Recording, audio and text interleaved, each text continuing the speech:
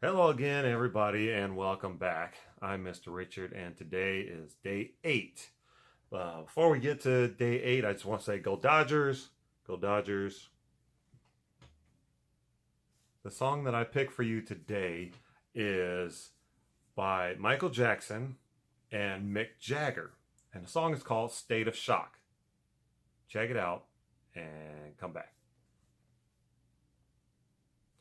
Okay, so now that you've gone, checked out the song, it's a good song. Actually, it's better than a good song. It's my favorite song off the Victory Jackson's album. And I picked it because I kind of went into this weird shock mode. I got to work dark and early, and I get on the computer and I'm checking out the news, seeing what's going on. And this was April 9th, 2015, when I wrote this part of my book. April 9th, 2015, and I'm reading an article, and it's about Gwyneth Paltrow. So today, song number 8 is brought to you by Gwyneth Paltrow. Thank you. The reason it's brought to you by Gwyneth Paltrow is because she was going on about how she was going to live a whole week off of $29, the equivalent of what the average will give you for food stamps. And so she's going to live off of $29 for a whole week. Like, that's going to fucking impress me. Okay?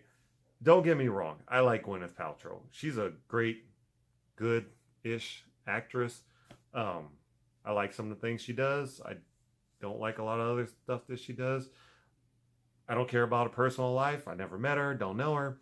But the point that I'm trying to get to is that she's trying to raise awareness for the necessity to donate food to food banks. And I think that's a great cause. Yes, people, go out, take cans of food that you ain't gonna eat, not just those nasty pork and beans and green chilies, but go down, donate some food. They'll appreciate it. But she's trying to draw awareness to this by saying she's going to live off of $29 and how hard it is to buy kale and fresh fruit and veggies for $29. Yeah, no shit. I've been to the grocery store. I know it's hard to buy fresh fruit and kale because they don't want you to buy fresh food, fresh food, fresh veggies, fresh anything. They want you to go spend 89 cents on a bag of chips and some dried ass frozen burritos. That's what they want. They make more money off of it. You, my friends, people that are listening, eat better, eat healthier. Your body will appreciate it. You'll shit on a regular basis. You'll have more energy. You'll sleep better. I'm just saying. With that out of the way, I'm going to step down off my soapbox and quit preaching to y'all, and we're going to talk about some music, okay? Fuck Gwyneth Paltrow. So, here's the thing. This song brought me out of my funk because I'm in a state of shock.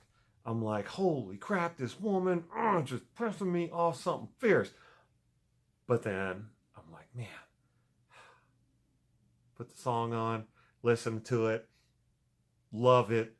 It makes me happy. So, put me back in a good mood. And that is the point of music. That is what I live for, is that happy moment because of music. My mom's husband used to always say that people don't wander around and just spontaneously burst out into songs. That's why musicals don't make sense. And I'm here to tell you bullshit. It's true. I walk around all the time. Almost anything anybody says to me, I could turn that into a song. It associates a lyric. Boom, I got a song for you. Usually when I'm at work though, I try to relate it to hip hop because a lot of people at inmates and whatnot, they can relate to hip hop. So anytime, I say this all the time at work, anytime I can quote Ice Cube is a good day. Get it? That's a quote right there. Paying attention? Did you catch that? It was a good day. It's a good day. Ice Cube, his song. Whatever. You know, I don't think I'm done with Gwyneth Paltrow yet. Not yet. The problem with her trying to draw awareness by living off of $29 a day is that before she started this, she was rich. after she finishes this, she's still going to be rich. She's got a nice house to live in. She don't live paycheck to paycheck. The list goes on and on and on and on. If she wants to impress me, do it for a whole fucking year. That would impress me.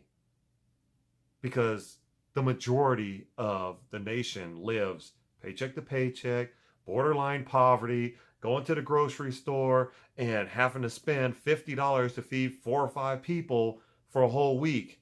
Worst case, they get the paycheck and they have to decide, are we going to eat or are we going to have electricity? So now I'm getting down off my soapbox because I want to talk about this song because I'm really excited. So this song came out, around 1984.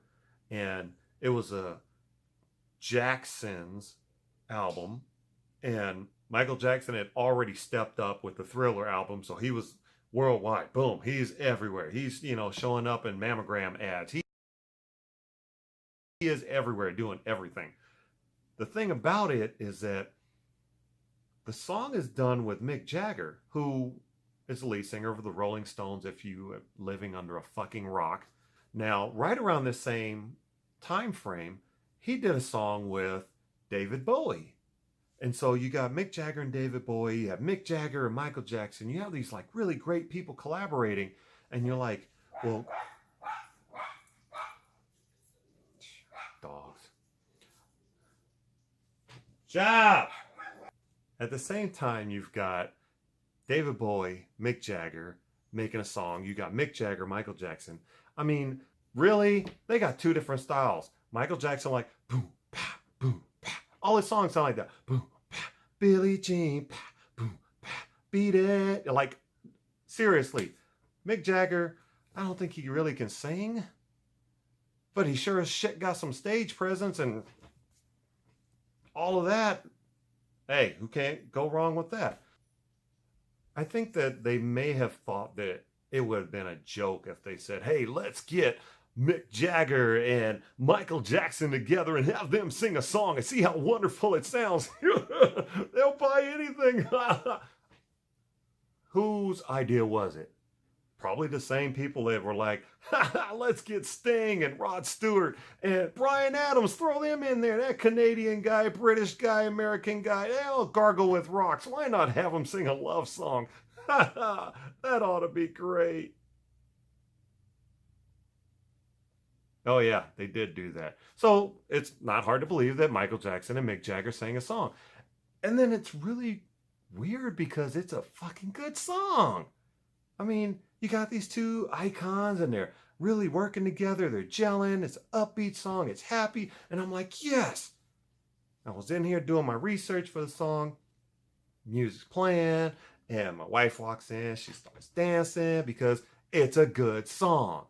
But then I'm doing my research and I notice that as I'm looking for things about this song, I noticed that Michael Jackson originally did a version of this with Freddie Mercury.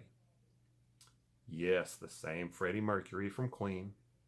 And so I'm like, well, oh shit, let me play this. So I looked it up, found it, listened to it. I'm gonna see if I can tag it on here so you guys can listen to it. The video is kind of dumb, but whatever. Because it's like a, I don't know, what do you call a PowerPoint presentation, the music's playing, and then here comes Freddie Mercury. And then here comes Michael Jackson picture. And it's kind of dumb. So don't look at it, but listen to it. I'm going to try and link it up on here. The other thing is that I read an article that said that Michael Jackson and Freddie Mercury were talking about doing a whole album together. And the only reason that didn't happen is because Freddie Mercury got pissed off that Michael Jackson kept bringing his fucking llama into the studio. Talk about a showstopper. We could have had a great album. But no, fucking llamas. Really? I don't even know what llama sounds make. I don't know. Whatever. Fucking llamas. So I want to thank everybody for tuning in, checking us out. Let's just imagine for a minute that I had like a bazillion viewers and everybody was commenting and making comments. And somebody said on one of the comments, because we're role playing here, Somebody said to me on one of the comments, said, "Hey, why do you always start off the beginning of your show at hello again, everybody, and welcome back. I'm Mr. Richard." Well, that's kind of my way of paying homage to the great Chick Hearn because he always started off a sports announcement show for the Lakers. Hello again, everybody. I'm Chick Hearn. I'm here with Stu Lance and blah, blah, blah, blah, blah. So that's my way. So I stole it. I'm just borrowing it. I'll give it back when he asks for it. So with that, I want you guys to tune in, tune out, zip up, zip down, whatever it is. And make sure that if you haven't subscribed already, subscribe to my show. Write a comment, thumbs up, thumbs down, whatever the hell. You share it to other people who may enjoy this weird video thing I'm doing. And then tune in next week because I'm going to have a special song, I guess. It's special. But I'm giving you a preview. Check this out. Here's your preview.